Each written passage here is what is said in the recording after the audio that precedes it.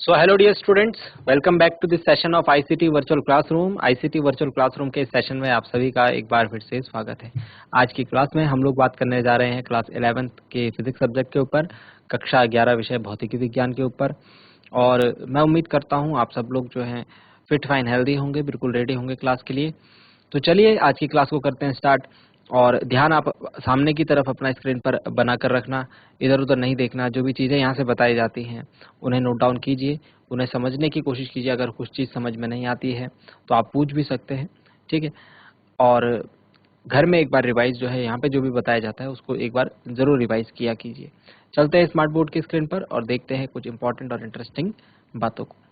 चलिए, तो आज की क्लास में हम कुछ और इम्पोर्टेंट और इंटरेस्टिंग बातों को देखने की कोशिश करते हैं। क्वेश्चन जो है हमने ये क्वेश्चन प्रीवियस क्लास में डिस्कस किया था, क्वेश्चन यही रहेगा। इसमें आगे हम एक नई चीज ऐड कर रहे हैं।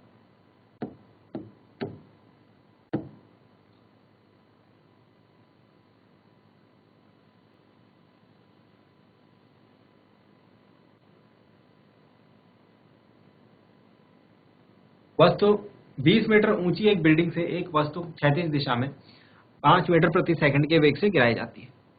वस्तु द्वारा सतह पर पहुंचने में लगा समय को ज्ञात कीजिए।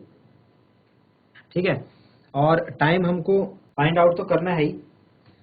टाइम आउट हम लोग फाइंड आउट कर चुके हैं, ठीक है। अब हम क्या करेंगे, इसमें इसी क्वेश्चन में आगे कंटिन्यू कर रहे हैं इसे। वस्तु का वेग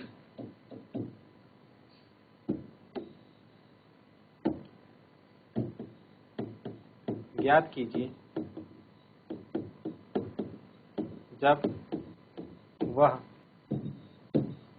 जमीन पर गिरती है। सॉल्यूशन देखिए इसका। सॉल्यूशन देखिए, 20 मीटर ऊंची एक बिल्डिंग से एक वस्तु क्षैतिज दिशा में 5 मीटर प्रति सेकंड के वेग से गिराई जाती है। वस्तु द्वारा सतह पर पहुंचने में लगे समय को ज्ञात कीजिए। वस्तु का वेग ज्ञात कीजिए जब वह जमीन पर गिरती है। तो हम इसमें काफी सारी चीजें फाइंड आउट कर चुके थे, ठीक है। इस क्वेश्चन को आगे बढ़ाते हैं। हमको क्या करना है, वेग ज्ञात करना है। देखिए, वेग जो है, वस्तु का वेग जो होगा वो V X I cap plus V Y J cap के फॉर्म में होना चाहिए। हालांकि वस्तु ऊपर से नीचे को आ रही है तो ये minus V Y J cap होगा, ठीक है। बट हम इसको प्लस ही लेकर चलेंगे, ऑटोमेटिकली हमारा जो बीच का साइन है ये माइनस आ जाएगा, ठीक है। इसके बाद हमको वी एक्स और वी वाई की वैल्यू निकालनी है, यहाँ पर रखनी है, तो हमें वेग जो है वस्तु का पता लग जाएगा। चलिए, तो वी एक्स और वी वाई की वैल्यू निकालने के लिए हम क्या करते हैं, वी एक्स हम जानते हैं क्योंकि वस्तु को जो वेग दिया गया है ना, 5 मीटर पर सेकंड का, वो तो एक्स डायरेक्शन में कांस्टेंट रहेगा। हमने क्या बोला था, एक्स अक्ष में, एक्स दिशा में जो वेग है वो क्या रहता है, कांस्टेंट रहता है। ये एक्स अक्ष की दिशा में वेग जो है नियत रहता है, ठीक है, और वाई अक्ष की दिशा में वेग बढ़ता है, ठीक। तो हमको एक्स अक्ष की डायरेक्शन में जो वेग था वो तो 5 मीटर पर सेकंड ही रहेगा। अब वी वाई निकालना है हमको। वी वाई जो हमारे लिए क्वेश्चन मार्क है, वी वाई को हम कैसे निकालेंगे, ठीक है। और हम जानते हैं कि ए वाई जो है वो कितना है, -10 है ना। एक्सेलरेशन ड्यू टू ग्रेविटी कितना है भाई, -10 मीटर पर सेकेंड। क्यों, क्योंकि दिशा जो है विपरीत है, ठीक। तो यहाँ से हम कैलकुलेट कर सकते हैं कैसे, v बराबर u प्लस ए टी। जैसे हमने टाइम जो है पीछे फाइंड आउट करा था, टाइम हमारा आया था, टाइम कितना आया था, 2 सेकंड आया था, है ना। चलिए, तो हम यहाँ पर फॉर्मूला यूज करके फाइंड आउट कर सकते हैं, v बराबर u प्लस ए टी से, ठीक है। तो वी वाई निकालना है तो यू वाई और ए वाई टी। यू वाई की अगर बात करें तो वो 0 रहेगा स्टार्टिंग में। ये सारी चीजें हमने प्रीवियस क्लास में डिस्कस करी थी। अब वैल्यूज पुट अप करते हैं।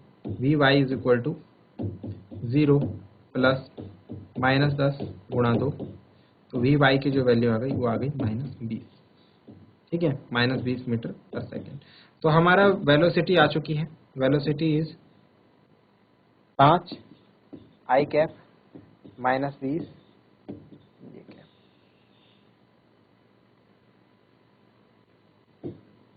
नोट डाउन कीजिए, वेग आ चुका है 5 आई कैप माइनस 20 जे कैप। चलिए, अब यहाँ पर हमसे जो है चाल की बात भी की जा सकती है, हमसे ये भी बोला जा सकता है कि आप इसकी चाल फाइंड आउट कीजिए। तो चाल के लिए हम क्या करेंगे, चाल के लिए हम सिंपली, हमें वेग तो पता लग गया है, ठीक है। वेग और चाल में क्या अंतर होता है भाई, वेग का जो परिमाण होता है वही चाल होती है, वेग के साथ तो दिशा भी निरूपित होती है ना, चाल में क्या होती है, दिशा नहीं होती, सिर्फ और सिर्फ परिमाण होता है।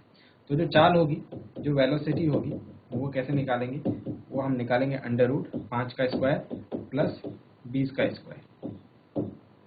तो ये आएगा 25 प्लस 400, तो 425 आ जाएगा अंडर रूट 425। इसे आप सॉल्व कर लीजिए, ये आ जाएगी हमारा चाल, वस्तु की चाल 425 मीटर प्रति सेकंड अंडर रूट के अंदर। ठीक, तो ये सारी चीजें जो है यहाँ से बन सकती है। और क्या क्या क्वेश्चन यहाँ से बन सकते हैं, और ये बोल सकते हैं कि बताओ भाई कितने कोण पर क्या एंगल था जो व्यक्ति ने इस वस्तु को फेंका है ना। तो देखो भाई, वी एक्स हमारा जो है वो 5 मीटर पर सेकंड है, वी एक्स, क्योंकि जो क्षैतिज दिशा में, और जो ऊर्ध्व दिशा में है लेकिन नीचे की तरफ है वो है वी वाई माइनस 20 मीटर पर सेकंड।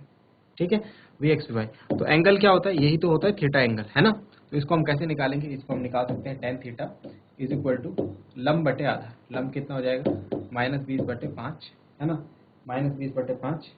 तो या फिर माइनस आप हटा दीजिए इसमें से, 20/5, 5 × 20, थीटा इज इक्वल टू आ जाएगा tan inverse 4, theta is equal to आ जाएगा tan इनवर्स 4। तो काफ़ी सारी चीज़ें आपसे इसमें पूछी जा सकती हैं, ठीक है, आपको वो उस हिसाब से फाइंड आउट करना है। नोट डाउन कीजिए, फिर हम एक नेक्स्ट और इम्पॉर्टेंट क्वेश्चन के ऊपर बात हम इसकी बात करेंगे।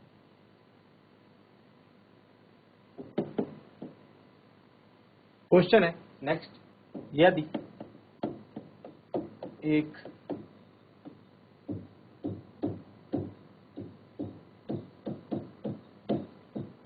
बीस मीटर ऊंचे टावर से 20 मीटर ऊंचे टावर से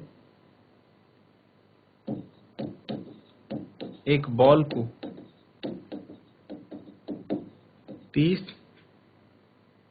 मीटर प्रति सेकंड के वेग से 30 डिग्री के कोण पर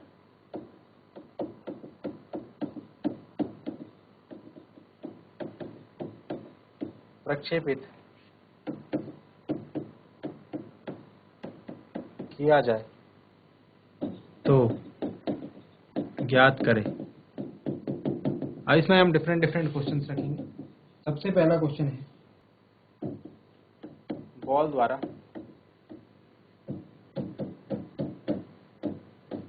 जमीन पर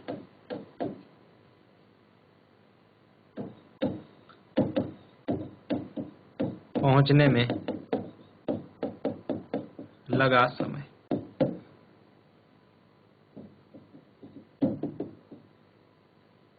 सॉल्यूशन देखते हैं। बॉल द्वारा जमीन पर पहुंचने में लगा समय। चलिए एक डायग्राम बनाते हैं, डायग्राम से हम समझते हैं इसको। ये हमारी 20 मीटर ऊंची बिल्डिंग है,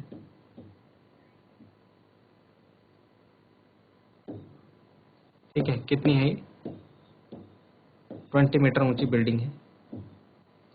इसके छत से, यहां से, अब की बार हमने ऐसे नहीं फेंका किसी बॉल को, हमने फेंका ऐसे, ठीक है।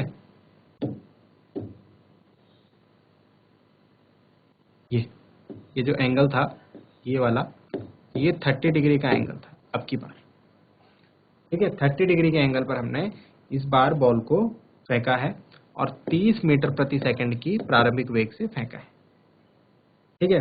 तो ये हमारी जमीन है भाई, जमीन पर पहुंचने में कितना टाइम इसको लगेगा ये हमको बताना है। क्या अभी समझ में आया आपको क्वेश्चन? समय के लिए हम क्या करेंगे भाई, पहले वेग देख लेते हैं। एक्स अक्ष की दिशा में वेग के दो घटक होते हैं, ठीक है, ये बात हम काफी बार कर चुके हैं। एक्स अक्ष की दिशा का घटक और वाई अक्ष की दिशा का घटक।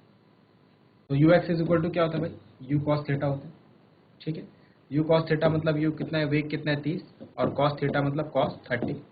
कॉस 30 की वैल्यू होती है अंडर रूट 3/2। ठीक है, तो ये आ जाएगा 15√3 मीटर प्रति सेकंड यू एक्स की वैल्यू। ऐसे ही वाई अक्ष की दिशा में वेग U Y is equal to U sine theta, U is 30, sine 30 is 1/2। तो U Y is equal to आ जाएगा 15 मीटर पर सेकेंड।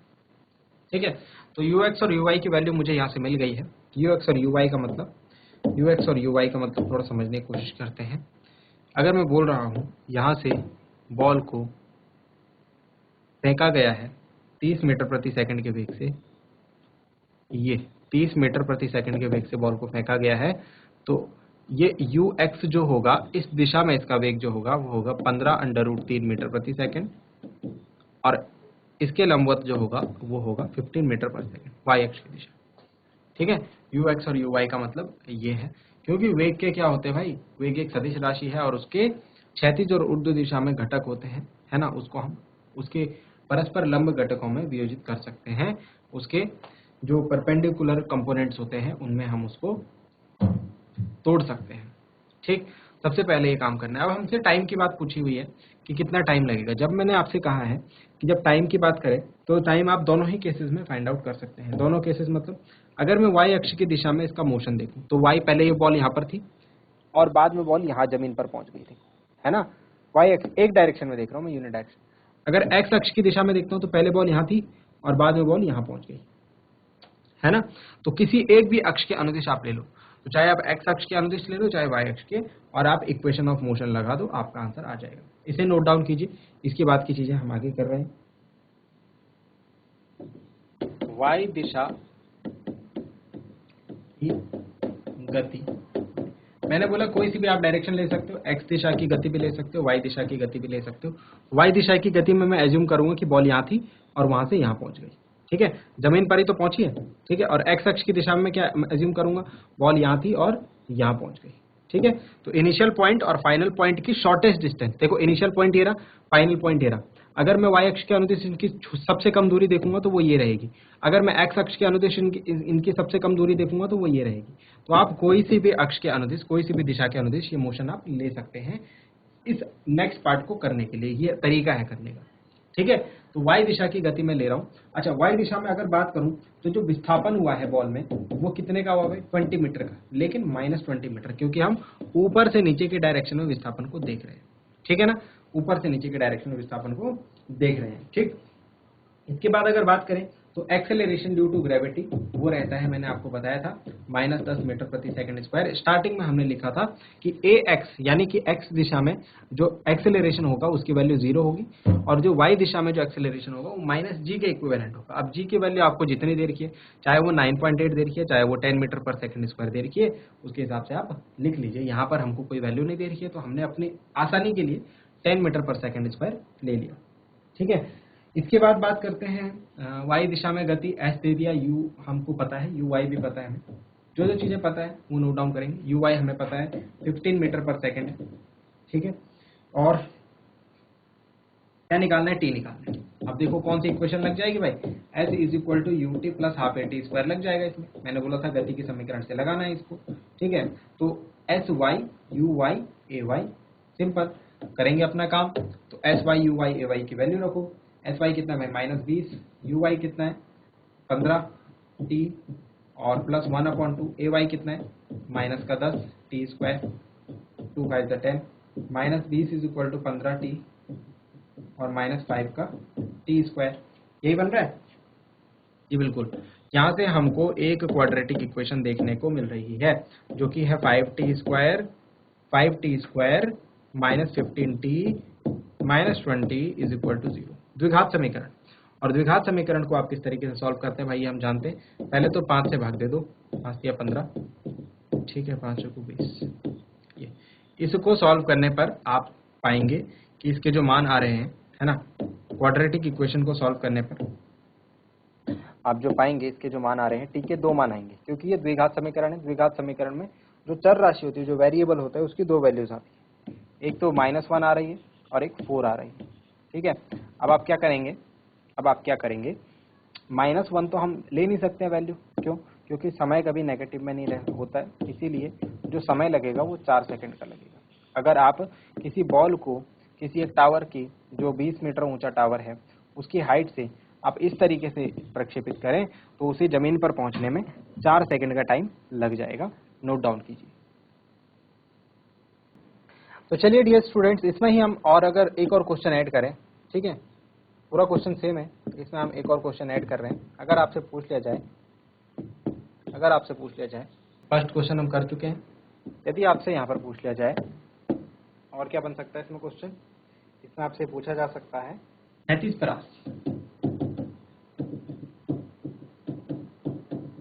क्षैतिज परास आप जानते हैं ना, क्षैतिज परास ये होता है, मतलब यहाँ से कितनी दूर बॉल जाके गिरी। तो इसको तो हम कर चुके हैं पहले भी। क्षैतिज परास के लिए बताइए, क्षैतिज परास के लिए हम एक्स अक्ष की दिशा में गति देखते हैं, ठीक है। और यहाँ पर देखो भाई, यू एक्स हमारा कितना है, 15√3 मीटर प्रति सेकेंड, ठीक है। और अगर बात करें ए एक्स तो हमारा 0 होता है, ठीक है। टाइम हम जानते हैं कितने, 4 सेकंड का लगा है। और हमको क्या निकालना है, अगर हम विस्थापन देखें एक्स अक्ष की दिशा में तो वही तो रेंज है ना, वो तो क्या, ठीक है। तो एस बराबर you T plus half A T square, solve कीजिए। एस एक्स कितना आ गया आर, यू एक्स कितना आ गया 15√3, टी कितना है 4 प्लस हाफ, ए कितना हो गया 0, टी कितना होगा 4 का स्क्वायर। ये तो पूरा 0 हो जाएगा क्योंकि 0 की गुणा हो रही है यहाँ पे, है ना। तो आर बराबर आ जाएगा 15 चक्कू 60 √3 मीटर, है ना आसान। तो एक क्वेश्चन आप करेंगे, उसके बाद आपको बाकी क्वेश्चन जो है वो आसान लगने लगेंगे। इतना क्षैतिज परास होगा बॉल का, मतलब बॉल बिल्डिंग से 60 √3 मीटर की दूरी पर जाकर के गिरेगी। चलिए लास्ट क्वेश्चन है इसमें, एक और क्वेश्चन इसमें बन सकता है, वो क्या बन सकता है जरा देखेंगे। वो क्वेश्चन क्या बन सकता है, थर्ड पार्ट,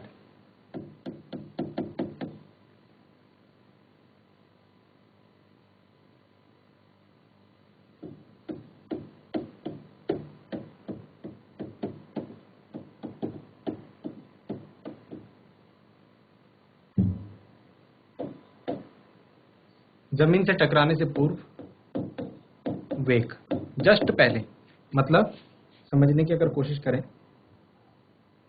तो यहाँ पर बॉल जो है जमीन पर टकरा रही है, लेकिन इसके ठीक पहले बात करें यहाँ पर, ये बिंदु पर, मतलब जमीन से टकराने से ठीक पहले इसका जो वेग होगा वो वही vx vy होगा, है ना। vx की वैल्यू तो फिट है 15√3 मीटर पर सेकंड।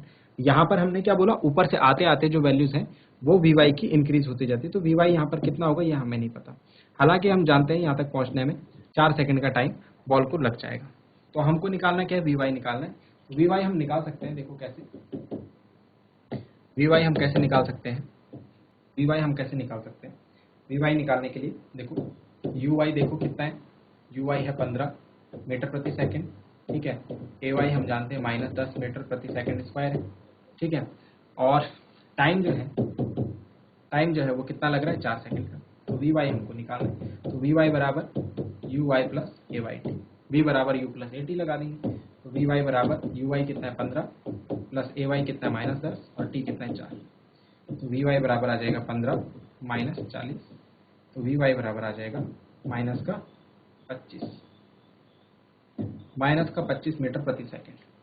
तो कहने का मतलब है कि जमीन पर टकराने से ठीक पूर्व जो गेंद का वेग होगा, अतः जमीन पर टकराने से पूर्व ठीक पहले गेंद का वेग v बराबर vx I मतलब 15√3 I कैप -25 j कैप होगा। और चाल की बात करेंगे तो चाल हम यहाँ से फाइंड आउट कर सकते हैं भाई, हमने सिखाया आपको चाल किस तरीके से निकालते हैं, है ना। चलिए नोट डाउन कीजिए, 15√3 आई कैप माइनस 25 जे कैप।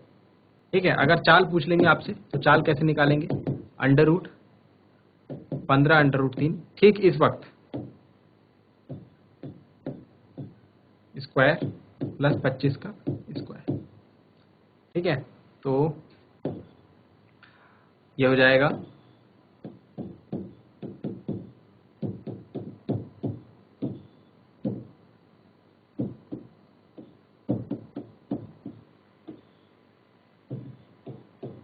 30 मीटर पर सेकेंड। स्पीड कितनी आ जाएगी, 30 मीटर पर सेकेंड। तो इस तरीके से डिफरेंट क्वेश्चंस बच्चों इनमें बन सकते हैं। ठीक है, आपको तरीका पता होना चाहिए किस तरीके से आपको करना है। ठीक है, और वो क्वेश्चंस आप इजीली कर सकते हैं। चलिए जल्दी से नोट डाउन कीजिए। सो डियर स्टूडेंट्स, आज के लिए इतना ही। उम्मीद करता हूँ आपको जो बातें बताई गई हैं वो आपकी समझ में आई होंगी, आपको इंटरेस्टिंग लगी होंगी और आपने साथ ही साथ नोट डाउन भी किया होगा चीज़ों को। और ये भी उम्मीद करता हूँ घर से आप इन चीज़ों को एक बार रिवाइज करके जरूर लाएंगे। अगली क्लास में मिलेंगे हम ऐसे ही किसी इंपॉर्टेंट और इंटरेस्टिंग टॉपिक के साथ। क्लास से जुड़ने के लिए आप सभी का बहुत बहुत धन्यवाद। Thank you very much and have a nice day.